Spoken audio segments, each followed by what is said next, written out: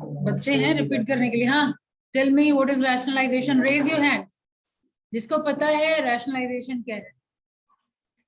बाकी को पढ़ाया नहीं हुआ था, क्लास में नहीं थे।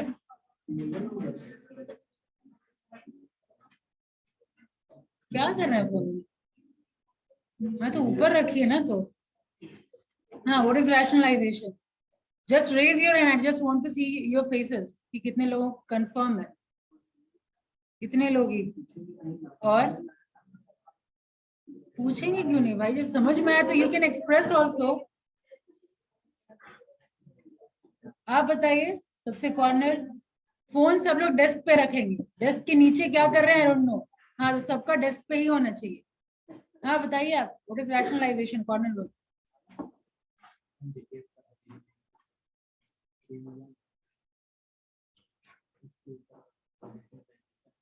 कब तक चलेगा ये? हाँ बताइए, नॉट यू, चंदा यू से। Very good.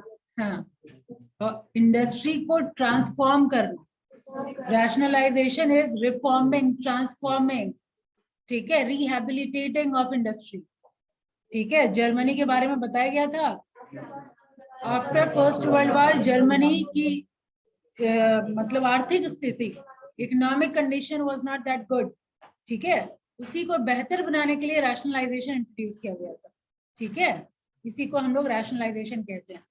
राइट, आपका साइंटिफिक मैनेजमेंट यूएसए में इंट्रोड्यूस हुआ था और ये आपका रैशनलाइजेशन जर्मनी में यूज हुआ था। ऑलमोस्ट दोनों का वही काम है, वर्कर के इंटरेस्ट पे काम करना।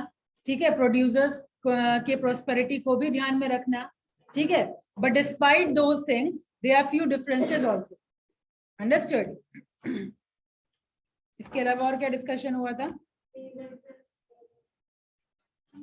मेजर्स यानी how to achieve this rationalisation में सबसे पहला पॉइंट था scramble for scarce resources. What do you mean by that?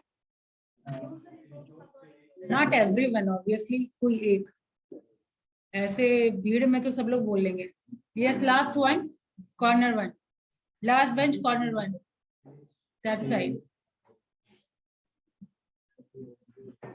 First point, scramble for scarce resources. PDF is there with you?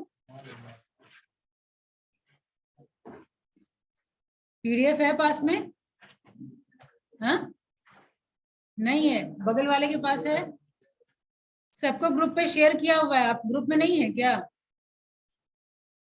अरे एक बार इधर देख भी लीजिए, जब बात किया जा रहा है क्या ढूंढना शुरू कर दिए। ग्रुप में आप हैं, बीकॉम वाले ग्रुप में? हाँ तो उसमें शेयर किया गया है PDF,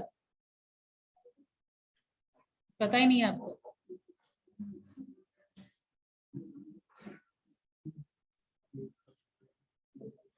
next, scramble for scarce resources, क्या एक्सप्लेनेशन था?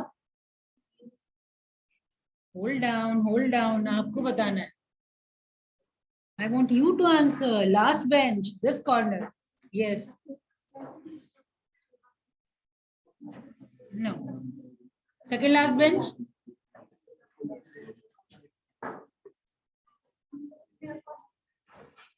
Very good. बगल में आप लोग का नॉन फेज है, फर्स्ट क्लास कैसे हो गया आपको? अच्छा, ब्रिज से ये फर्स्ट क्लास है। क्यों इतने दिन कहाँ गए? हाँ, सिट। नेक्स्ट, लेट मी सी कितने लोगों का फर्स्ट क्लास है। शाबाश, बैठिए। Next, first class. तो क्या होगा आंसर बताइए? स्क्रैम्बल फॉर स्कार्स रिसोर्सेज क्या बताया गया था?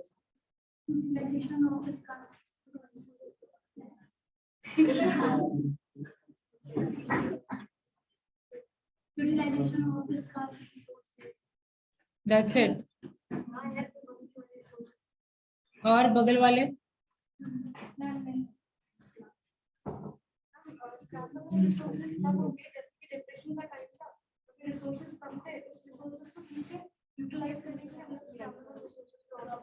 स्क्रैम्बल में क्या बताया गया था?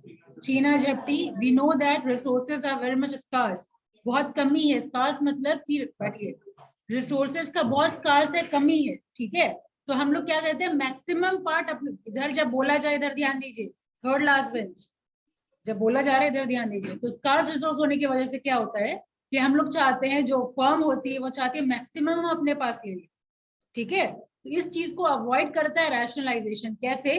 कि जितने भी फर्म है, ठीक है, वो लोग ग्रुप बना करके, मीटिंग करके, प्लान करके, ज्वाइंट प्लानिंग करके उस रिसोर्सेज को यूज करेंगे, यानी प्रॉपर या optimum utilisation of scarce resources, छीना झपटी नहीं करके हम लोग प्लान्ड वे में रिसोर्सेज का डिस्ट्रीब्यूशन करेंगे। Understood? That we mean by scramble of scarce resources, कि हम लोग छीना झपटी वगैरह नहीं करके हम लोग ज्वाइंट प्लानिंग करके रिसोर्सेज का यूटिलाइजेशन करें। अंडरस्टूड? अब आइए second point, idle plant capacity में क्या बताया गया था?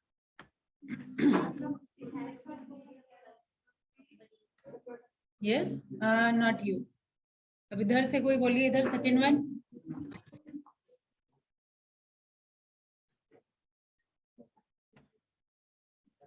सेकेंड, फर्स्ट बेंच पे सेकेंड वन,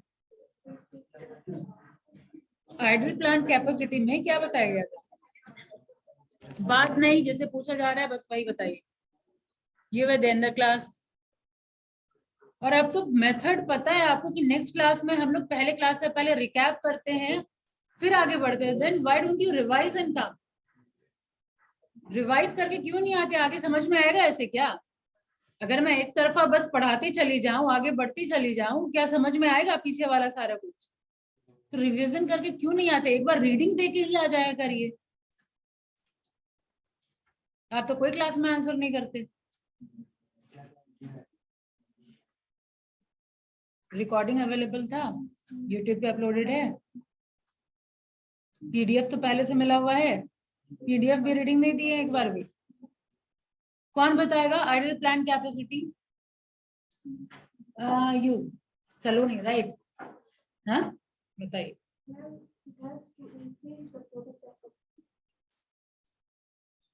ऐसा क्या? नेक्स्ट सेट, नेक्स्ट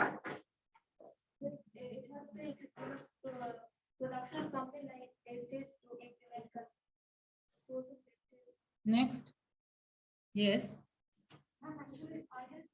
एक minute, you have already answered, I am asking second bench, you take your seat. किस तरह से कंपनी में इंप्लीमेंट करे कि वो अचीव, सक्सेस हो जाए गोल को अचीव करने में।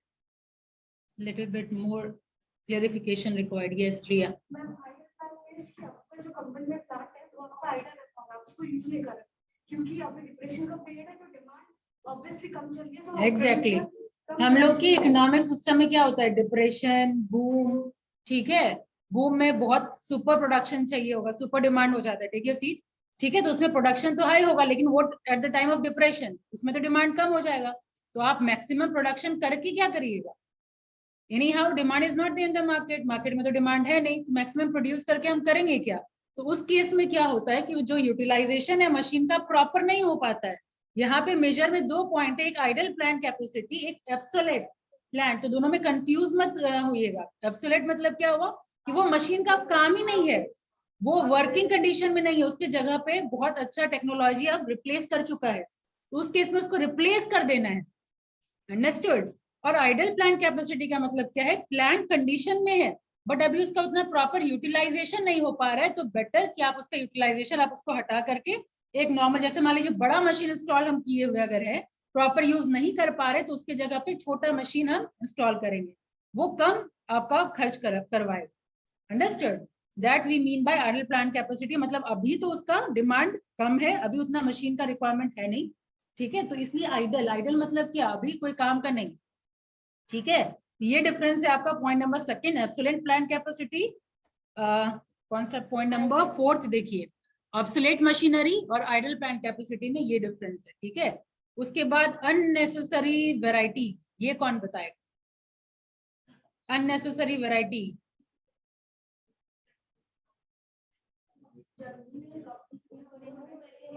एक सेकेंड, यू आंसर। जो जरूरी नहीं है उसको हटा के एक नया टूल लाया जिससे हम बेटर परफॉर्मेंस कर सकते हैं। फ्रॉम हियर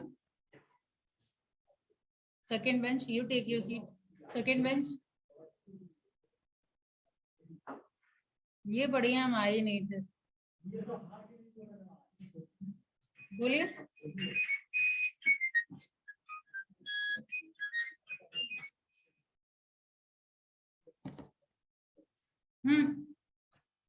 सेकेंड बेंच, बोलिए, कितना छिप रहे हैं आप, बोलिए भी, stand.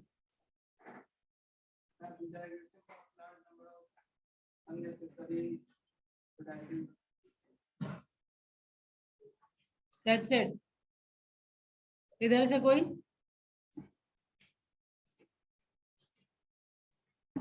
From girls side, yes, you answer. Riya, right?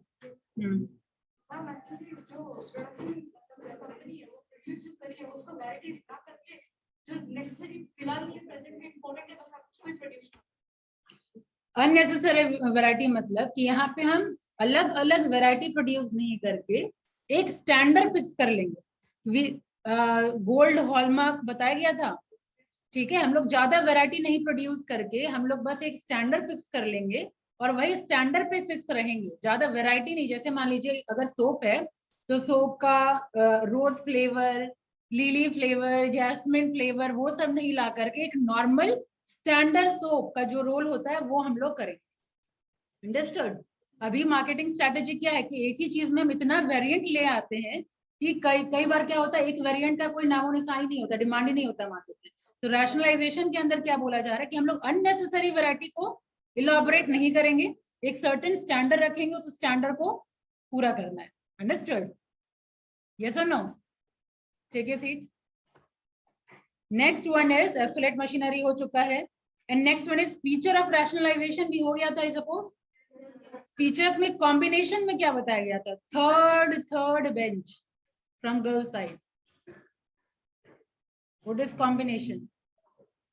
सबसे पहला काम तो सब लोग अब रेगुलर आना शुरू करिए। ये जो आधे बच्चे रह जाते हैं ना कि हम नहीं आए थे, पिछले क्लास में नहीं किए थे, ऐसे प्रोडक्टिव क्लास नहीं हो पाए।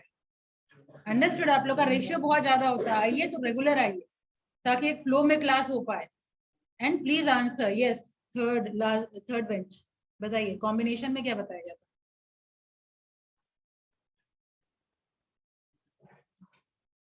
आप शाबाश, बगल में।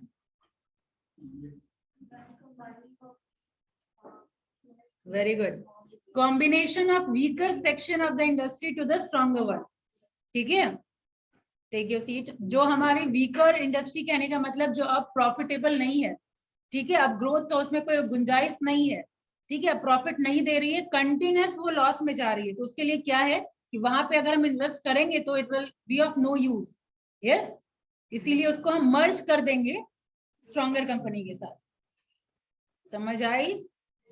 Next is standardization. Just now I have explain standardization कि हम लोग एक स्टैंडर्ड फिक्स कर लेंगे और उसी स्टैंडर्ड पे ही हम लोग को रहना है, एक स्टैंडर्ड प्रोडक्ट बनाना है, राइट? स्पेशलाइजेशन, स्पेशलाइजेशन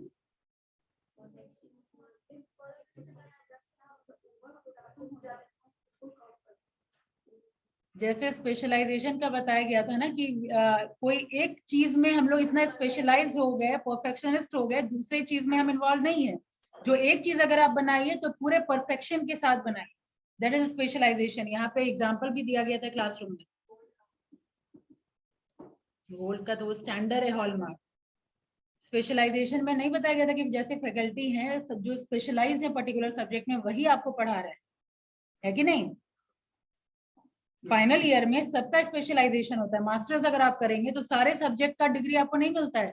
अगर आप एमबीए कर रहे हैं तो आपको स्पेशलाइजेशन इन फाइनेंस और स्पेशलाइजेशन इन एचआर और स्पेशलाइजेशन इन मान लीजिए मार्केटिंग, इस तरीके से मिलता है। तो मार्केटिंग जो की है वो मार्केटिंग एक्सपर्ट है, ठीक है, वो फिर एचआर और फाइनेंस टच नहीं करेंगे। जो फाइनेंस के एक्सपर्ट है वो फाइनेंस का बेसिकली आपको ट्रेन करेंगे, वो एचआर और मार्केटिंग टच नहीं करेंगे। That is the meaning of specialization, मतलब उस काम के परफेक्शनिस्ट, ठीक है।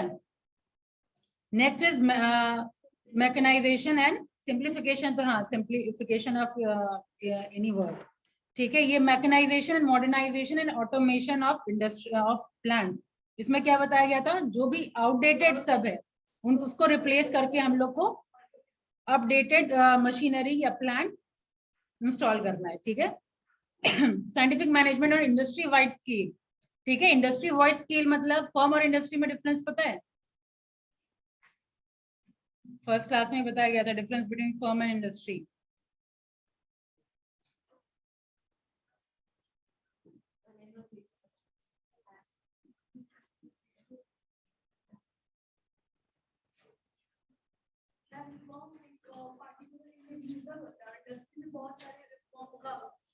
Very good. जैसे फर्म, ये एक मोबाइल, मान लीजिए नोकिया फर्म है, और यही नोकिया, सैमसंग और बताइए, मोबाइल इंडस्ट्री, ओप्पो, एप्पल, ये सब मिलके इंडस्ट्री है, मोबाइल इंडस्ट्री है वो। अंडरस्टूड? तो individual is firm, group of firm is industry. पता नहीं कितनी बार रिपीट करना होगा। फिर next is industrial research. Industrial research में क्या बताया गया था? इंडस्ट्रियल रिसर्च में क्या बताया गया था? Rationalization banks heavily on program of industrial research for determining most economical process of production। यानी प्रोडक्शन तो सब करते हैं, but it must be economical, जिसकी वजह से इंडस्ट्रियल रिसर्च करवाना पड़ता है कि which process will be economical one. Economical one मतलब जिसमें कॉस्ट कम लगे, ठीक है। तो वो हो गया आपका इसमें। फिर सोशल ऑब्जेक्टिव में क्या बताया गया था? Social objective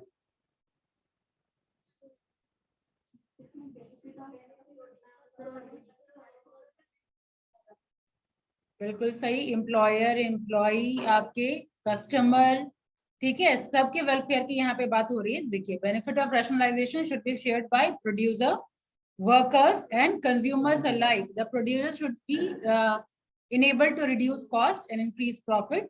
The workers should receive their share of prosperity resulting from the rationalization in the form of increased earning, smaller workload, ठीक है, and more amenities of social life. What do you mean by amenities? Facilities, ठीक है। amenities मतलब facilities जो हमारे life को, living standard को बेहतर बनाने के लिए जो फैसिलिटी चाहिए होती है, वो सारी फैसिलिटीज की बात हो रही है, ठीक है।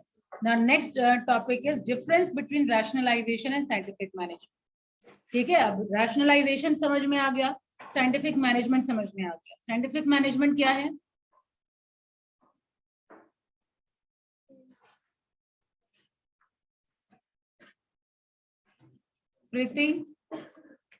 Preeti Mahato, roll number 17। What is scientific management?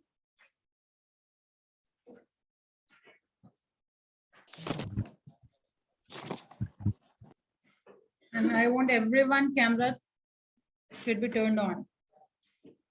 जिसका भी कैमरा ऑफ है, बेटर लीव द क्लास, और अगर क्लास में है तो कैमरा ऑन करके बैठेंगे। Yes Preeti. Yes, ma'am. Scientific selection of workers. Right training for the right job. For the right to the right. Scientific management में हम लोगों ने देखा कि implementation of scientific method in management, ठीक है, एफडब्ल्यू टेलर का दिया हुआ है। और एक पॉइंट अभी और हम लोगों ने डिस्कशन किया कि वो यूएसए में इम्प्लीमेंट हुआ था, ये जर्मनी में इम्प्लीमेंट हुआ सबसे फर्स्ट टाइम, ठीक है। तो ऑलमोस्ट दोनों का रोल तो एक है ही, लेकिन फ्यू डिफरेंसेस भी है। और पहला डिफरेंस क्या है? पहला डिफरेंस तो यही समझ में आ गया, रैशनलाइजेशन का स्कोप क्या है? ब्रॉडर और नैरोअर। रैशनलाइजेशन और साइंटिफिक मैनेजमेंट में अगर मैं डिफरेंस बात करूं, स्कोप की बात करूं, ज्यादा बड़ा स्कोप किसका है? कैसे?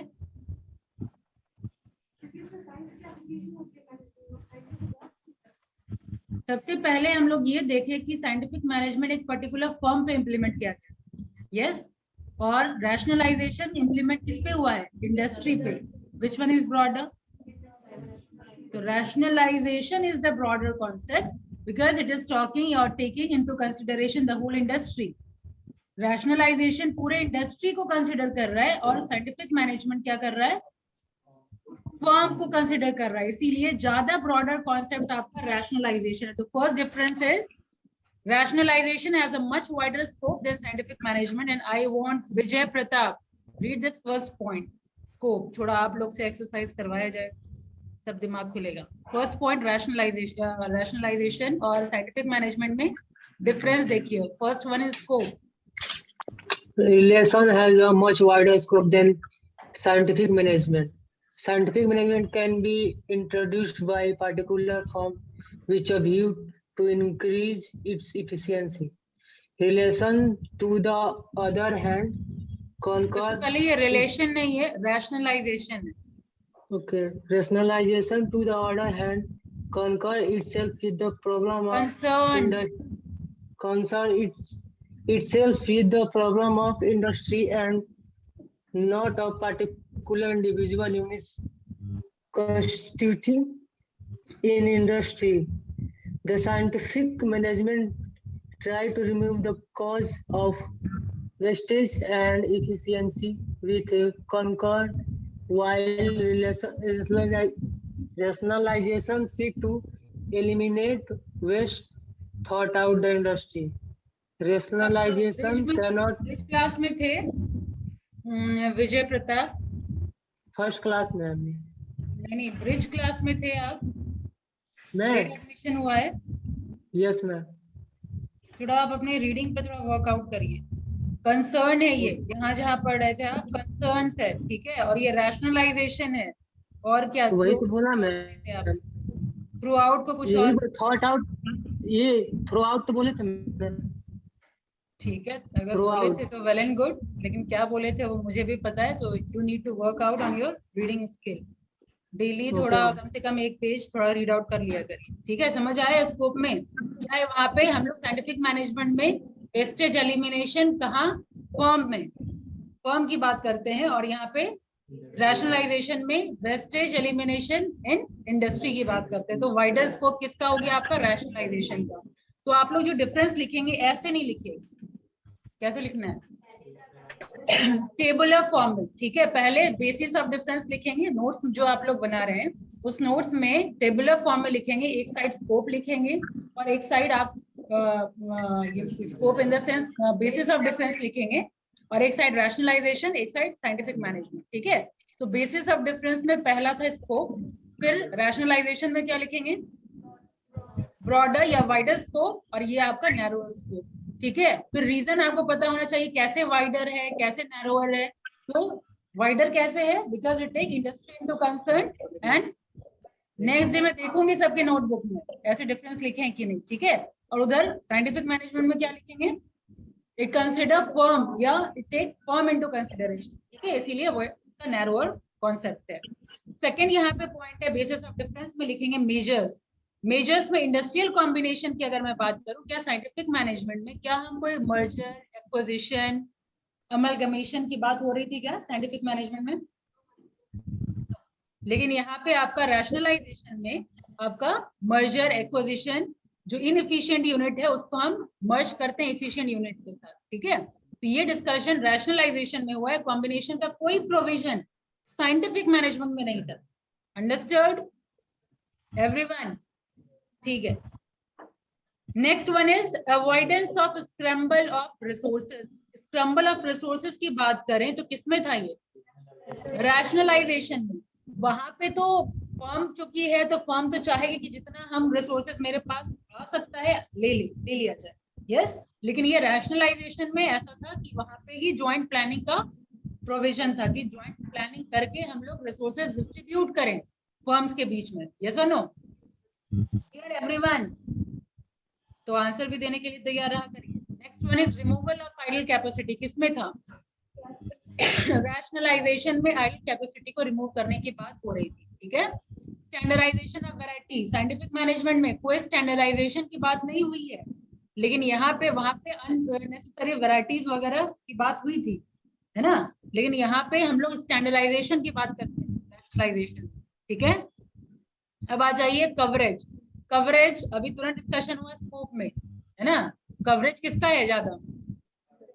Rationalization. So scientific management is concerned primarily with the efficient management of production. To this end, it organizes labor and productive processes on scientific and systematic line. It is not concerned, scientific management is not concerned with the problems of marketing, finance and transportation. अगर रहे, scientific management अगर याद है तो हम लोग task idea, motion और time, fatigue, यानी वो किसमें, प्रोडक्शन में ही हम लोग का ज्यादातर फोकस था साइंटिफिक मैनेजमेंट में।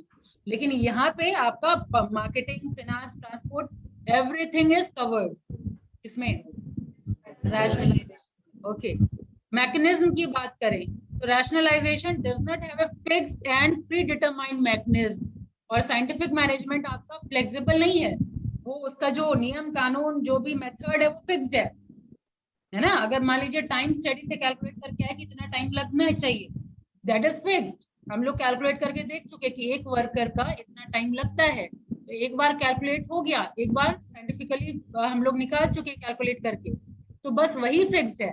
तो साइंटिफिक मैनेजमेंट क्या है, रिलेटिवली फिक्स्ड है, और रैशनलाइजेशन रिलेटिवली फ्लेक्सिबल है। क्लियर?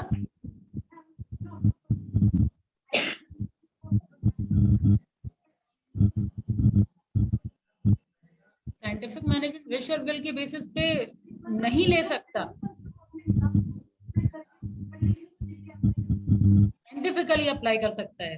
तो कैलकुलेशन करके ना हम लोग वही सब कैलकुलेट करते थे, याद करिए साइंटिफिक मैनेजमेंट में time study, motion study, fatigue study, ठीक है। ओपिनियन के बेसिस पे या जजमेंट के बेसिस पे हम लोग डिसीजन नहीं ले सकते, पढ़ा है ना हम लोगों ने साइंटिफिक मैनेजमेंट पे कि अपने विल पे मैनेजर डिसीजन नहीं ले सकता, वो साइंटिफिकली जो आपका प्रूवन है, जो कैलकुलेटेड है, उसके बेसिस पे वो डिसीजन लेगा।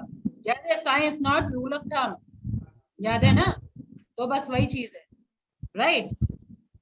अब नेक्स्ट है आपका सोशल ऑब्जेक्टिव। तो सोशल ऑब्जेक्टिव की अगर मैं बात करूं तो सोशल ऑब्जेक्टिव वहां पे देखिए दो चीज को ही फोकस किया जाता था साइंटिफिक मैनेजमेंट में, दो लोगों को ही कंसिडर किया जाता था। वो दो लोग कौन कौन थे, employer and employee, that's it. Prosperity of employer and prosperity of employee. और यहाँ पे पढ़िए सनी कुमार, ये रीड करिए social objective from here, thanks to deliberation of economist.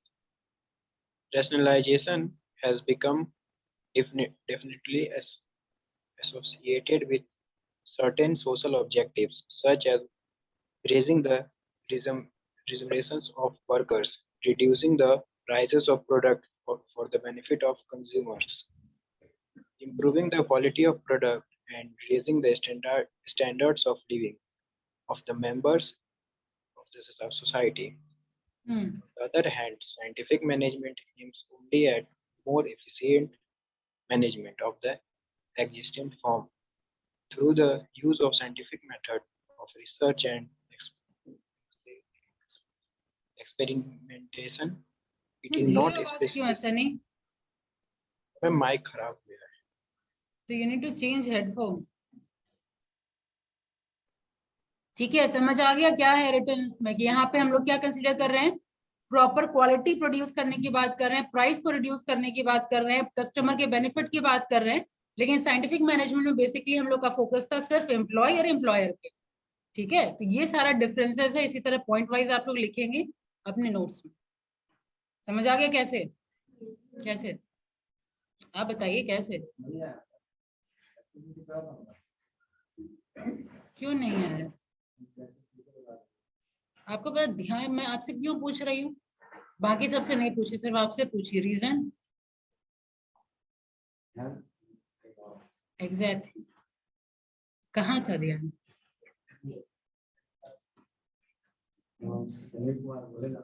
तो सनी कुमार पे ध्यान चला गया।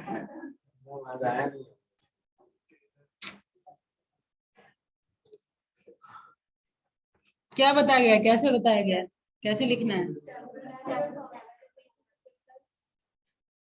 3 टेबल बनेगा, ठीक है,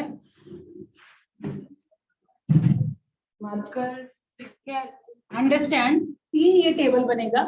पहले टेबल में लिखेंगे ऑन द बेसिस ऑफ, ठीक है, सेकंड कॉलम में रैशनलाइजेशन, ठीक है, तीसरे कॉलम में साइंटिफिक मैनेजमेंट। पहला पॉइंट यहाँ था स्कोप, पहले टेबल में आप नंबर 1 दे के लिखेंगे scope, understood.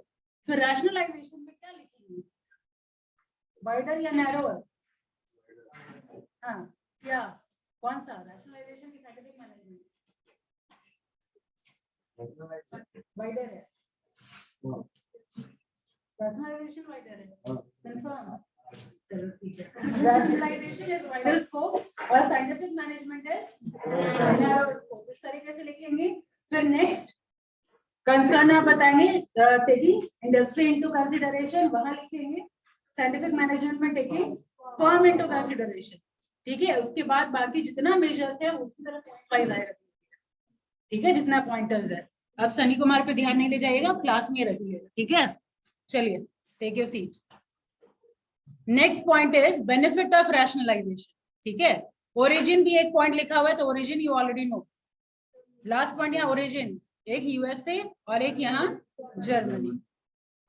Benefit of rationalisation की बात करें तो ये थोड़ा आप लोग खुद से ट्राई करिए। रैशनलाइजेशन क्या होता है जान गए, मेजर्स जान गए, डिफरेंसेस भी जान गए, तो अब बेनिफिट आप बताइए। रैशनलाइजेशन अगर किसी इंडस्ट्री में अगर हम इम्प्लीमेंट करते हैं तो उसका क्या क्या बेनिफिट है। साइंटिफिक मैनेजमेंट से थोड़ा ही डिफरेंट है, तो जो साइंटिफिक मैनेजमेंट का बेनिफिट है वो तो रैशनलाइजेशन का तो है ही। जब वो ब्रॉडर स्कोप है रैशनलाइजेशन, तो जो साइंटिफिक मैनेजमेंट का बेनिफिट है वो तो ऑटोमेटिकली बेनिफिट तो है ही ना, कम से कम। हाँ, तो क्या क्या बेनिफिट था scientific management?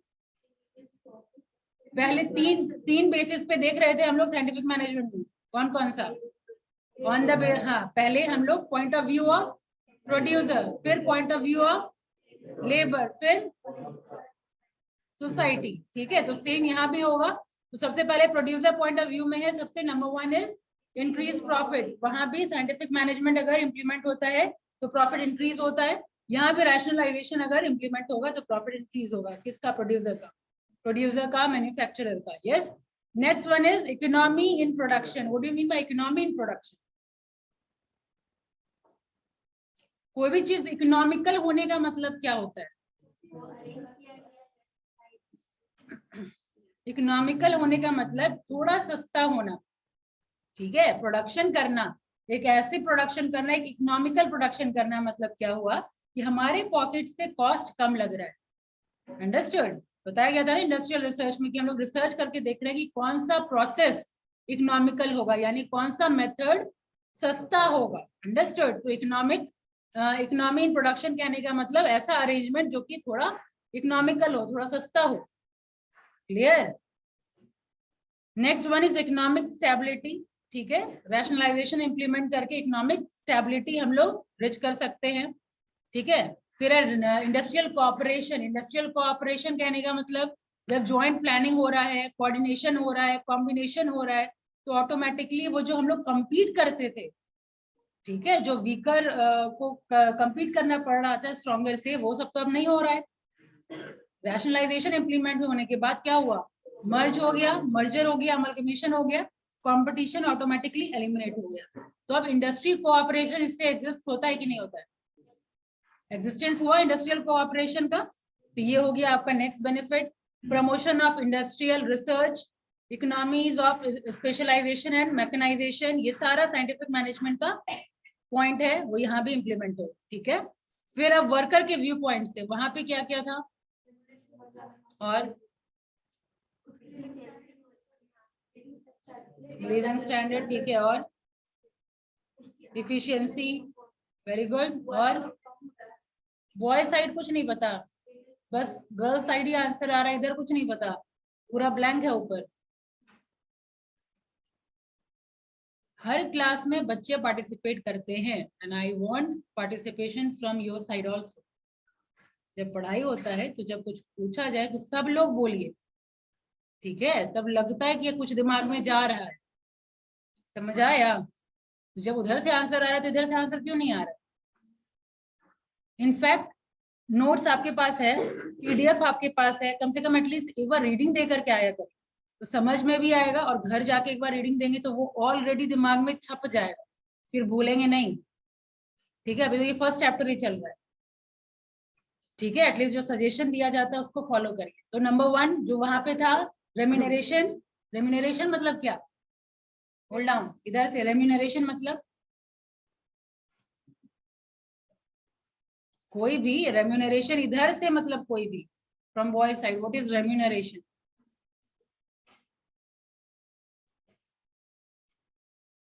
What do you mean by remuneration?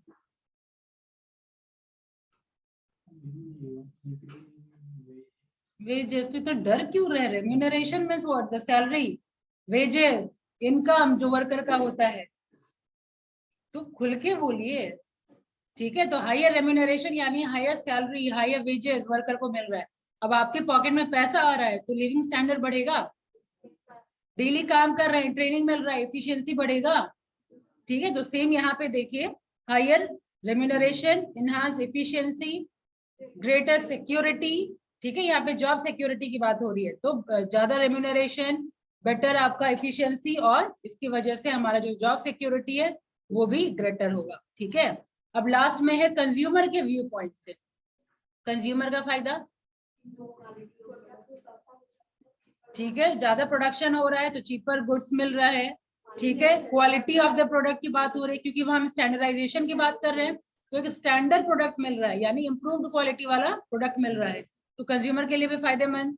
फिर कन्वीनियंस ऑफ चॉइस, चूंकि अननेसेसरी वैरायटी नहीं है, तो मतलब चॉइस में भी उतना प्रॉब्लम, हाँ, कंफ्यूजन नहीं आ रहा, ठीक है? तो कन्वीनियंस इन चॉइस भी हो गया, better standard of living, cheaper मतलब चीपर कॉस्ट में अगर कोई सामान हम खरीद पा रहे हैं तो अपना स्टैंडर्ड ऑफ लिविंग भी इंक्रीज कर पा रहे हैं, ठीक है? ये सारा कॉमन सेंस बेस्ड है। आपका दिमाग सिर्फ किस में लगना चाहिए, मतलब जब एग्जामिनेशन में इतना कंटेंट पढ़ने की जरूरत नहीं है, बस आप याद कर लीजिए साइंटिफिक मैनेजमेंट, याद कर लीजिए मतलब क्या, समझ लीजिए साइंटिफिक मैनेजमेंट क्या होता है, रैशनलाइजेशन क्या होता है, बाकी तो सब आंसर खुद ही आप फ्रेम कर लेंगे, बाकी तो कॉमन सेंस पे है कि नहीं?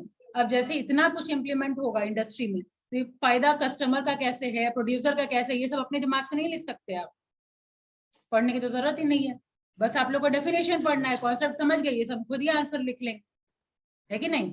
अब तो वो साइंटिफिक मैनेजमेंट का तो रटा गया होगा, पांचों आपका टेक्निक्स, फिर प्रिंसिपल, सब तो पूरा मुंह पे है या नहीं है?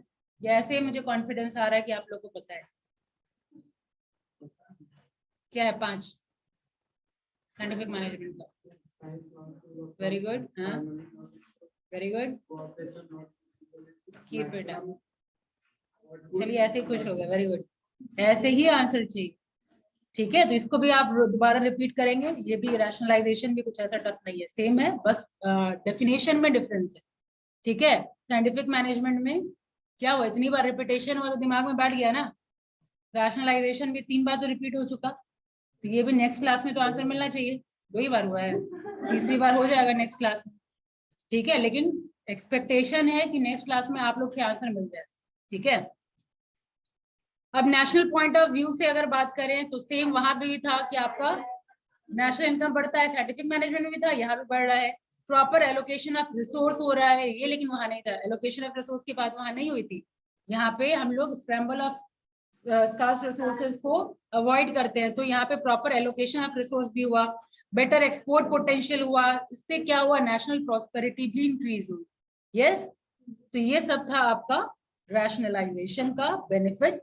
अब बस बच रहा है आपका ऑब्जेक्शन, जैसे उसमें क्रिटिसिज्म याद था, याद है क्रिटिसिज्म, हाँ? वैसे रैशनलाइजेशन का कोई भी, देखिए मैनेजमेंट थ्योरी क्या होता है, चाहे प्रिंसिपल ऑफ मैनेजमेंट पढ़े, चाहे बिजनेस ऑर्गेनाइजेशन पढ़े, मैनेजमेंट थ्योरी क्या होता है कि ऐसे ही कुछ इंप्लीमेंट अगर ऑर्गेनाइजेशन में किया गया तो बस वो थ्योरी बन जाता है कि ये हम इंप्लीमेंट किए, इसका प्रोडक्टिविटी ये हुआ या इसका रिजल्ट ये हुआ, तो ये थ्योरी बन गया, लेकिन ये जरूरी नहीं कि आपके ऑर्गेनाइजेशन में वर्क किया तो दूसरे ऑर्गेनाइजेशन में भी वर्क कर जाएगा, इसीलिए क्या होता है, जिसकी वजह से क्रिटिसिज्म भी बहुत होता है, ठीक है? ऑर्गेनाइजेशन में कोई चीज इंप्लीमेंट किए या कोई एक्सपर्ट इंप्लीमेंट किया, अब वो थ्योरी बन गया, ठीक है? कोई दूसरा चीज कुछ और इंप्लीमेंट किया तो फिर ये चीज का क्रिटिसिज्म हो गया, इसका बेटर वर्जन कुछ और आ गया, इसीलिए मैनेजमेंट थ्योरी में अक्सर आपको क्रिटिसिज्म देखना पड़ेगा, ठीक है? हर थ्योरी में, हर साइंटिफिक, चाहे वो साइंटिफिक थ्योरी हो, चाहे रैशनलाइजेशन हो, ठीक है, या फिर आपका और नियो क्लासिकल थ्योरी पढ़ेंगे, ठीक है? प्रिंसिपल ऑफ मैनेजमेंट अभी इंट्रोड्यूस नहीं हुआ है ना आप लोगों को, 12th में, जो 12th से उसमें अगर पढ़े तो पता होगा, 12th में अगर पढ़े तो सबके बाद क्रिटिसिज्म भी पढ़े होंगे, ठीक है? मॉडर्न सिस्टम के बाद भी क्रिटिसिज्म पढ़े होंगे आप, है ना। सबके बाद आप क्रिटिसिज्म देखें तो ऐसा मैनेजमेंट थ्योरी जिस लोग का +2 में नहीं था, ये कॉमर्स नहीं था, वो उन लोगों के लिए है कि मैनेजमेंट थ्योरी में अक्सर आप देखेंगे क्रिटिसिज्म, ठीक है, तो बी रेडी फॉर दैट। तो हर थ्योरी के बाद आपको क्रिटिसिज्म मिलेगा, तो बस एक ये ऑब्जेक्शन बच रहा है, वो हम लोग नेक्स्ट क्लास में करके ये रैशनलाइजेशन आपका खत्म हो जाएगा। फिर हम लोग का शुरू होगा कॉन्सेप्ट ऑफ बिजनेस कॉम्बिनेशन, ठीक है। ये कॉम्बिनेशन में, कॉम्बिनेशन मतलब क्या, जो मर्ज होता है, मर्ज होने का भी अलग अलग टेक्निक होता है, ठीक है, मर्ज होने का भी अलग अलग मेथड होता है, ठीक है। कोई वर्टिकली मर्ज होता है, कोई हॉरिजॉन्टली मर्ज होता है। अब ये वर्टिकल क्या है भाई इंडस्ट्री में, अब ये हॉरिजॉन्टल क्या है भाई, थोड़ा कंफ्यूजिंग है, ठीक है। वो सब हम लोग लाइव एग्जांपल से समझेंगे तो ये काफी इजी हो जाएगा, ठीक है, कुछ टफ नहीं है। हम लोग लाइव इंडस्ट्री को लेंगे, कैसे वर्टिकल इंटीग्रेशन कौन कौन सी कंपनी का हुआ है, हॉरिजॉन्टल इंटीग्रेशन कौन कौन सी कंपनी का हुआ है, ये सब लाइव एग्जाम्पल के थ्रू हम लोग नेक्स्ट क्लास में समझेंगे, ठीक है। बशर्ते अगर फटाफट आप लोग आंसर देंगे तो और फटाफट कवर अप होता चला जाएगा, ठीक है। इसीलिए कम से कम एक बार रीडिंग देके, ज्यादा नहीं तो रैशनलाइजेशन तक रीडिंग देके जरूर आइए, ताकि नेक्स्ट क्लास में आप पार्टिसिपेट कर पाए, ठीक है। नोट्स बन भी गया, वेरी गुड।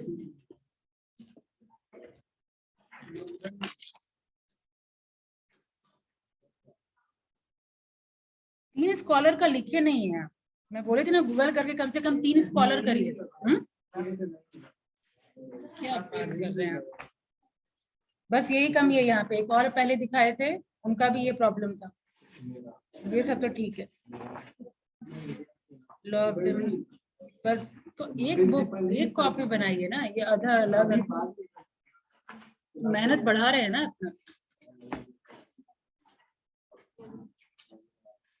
ये ठीक है। देखिए इनको कहाँ से मिल गया,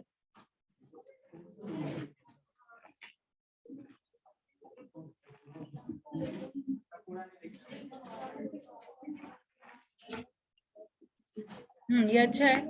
और आज जो उसी दिन कंप्लीट करिए। आज जो हुआ है ये हो गया साइंटिफिक मैनेजमेंट। रैशनलाइजेशन का भी सेम तरीके से ओपनिंग स्टेटमेंट यानी मीनिंग पहले लिखेंगे, ठीक है। उसके बाद 3 स्कॉलर, लास्ट में कंक्लूजन, और फिर फीचर्स, मेजर्स और डिफरेंस बाय टेबुलर फॉर्म। इतना आप लोग करके नेक्स्ट क्लास में रखिए, ठीक है। हाँ, रैशनलाइजेशन का मीनिंग, 3 स्कॉलर, रैशनलाइजेशन का ये तो आपके पीडीएफ में दिया हुआ है 3 स्कॉलर, वो आप लिख लेंगे। मेरा एडवाइस ये होगा कि आप इन्वर्टेड कॉमा में मत लिखिए। डिफरेंस पता है कि कोई स्कॉलर का हम इन्वर्टेड कॉमा में लिखते हैं, और अकॉर्डिंग टू दिस अगर लिखते हैं तो डिफरेंस है ना। अगर आपको वर्ड टू वर्ड याद रहता है तो आप इन्वर्टेड कॉमा में लिखिए, जैसे this scientific management definition of F.W. Taylor, ठीक है। F.W. Taylor's definition of scientific management, और इन्वर्टेड कॉमा में लिख रहे हैं, तो इन्वर्टेड कॉमा में लिखने का मतलब जो F.W. टेलर बोले हैं इज द सब मैच करना चाहिए। लेकिन अगर आप उसका जिस्ट पकड़ लिए कि अच्छा ठीक है क्या जिस्ट था, वो क्या बोलना चाह रहे थे, जनरली वर्ड टू वर्ड याद रखना पॉसिबल नहीं होता, उस केस में आप कैसे लिखेंगे, according to F.W. Taylor scientific management is this, फिर जो स्टेटमेंट आपका जस्ट है वो क्या बोलना चाहते हैं वो आप लिख देंगे, ठीक है। तो वो इन्वर्टेड कॉमा रिमूव हो जाएगा वहां पे, समझ आया। इस तरीके से नोट्स बनाएंगे आप लोग। और कोई कंफ्यूजन, प्रॉब्लम, दिक्कत, परेशानी, किसी को कोई क्वेश्चन? ठीक है। ऑनलाइन स्टूडेंट आप लोग अब क्लास कब से आने वाले हैं, ऑफलाइन कब से आने वाले हैं?